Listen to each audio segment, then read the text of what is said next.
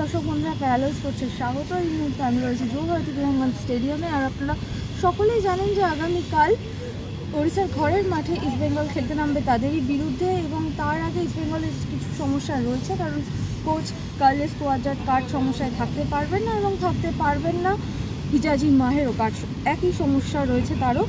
এবং আজকে ইস্টবেঙ্গলের সবচেয়ে বড় সংশয় ছিল, কারণ ইস্টবেঙ্গলের অনুশীলনে আজকে অনুশীলন করেননি নন্দকুমারকে নিয়ে অনেক সংশয় তৈরি হয়েছিল।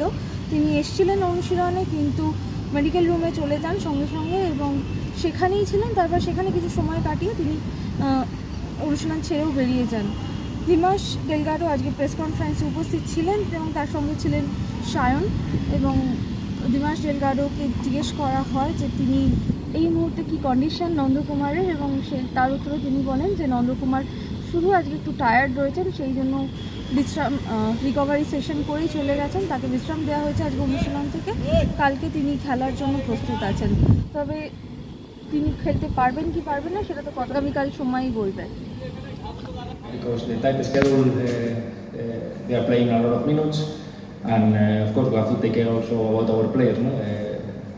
The schedule, if it's like very tight, we have to play every 3 days, so we have to take it about our players, about the players that were playing more minutes, and today was not training because trying to be ready for the match, and let's see.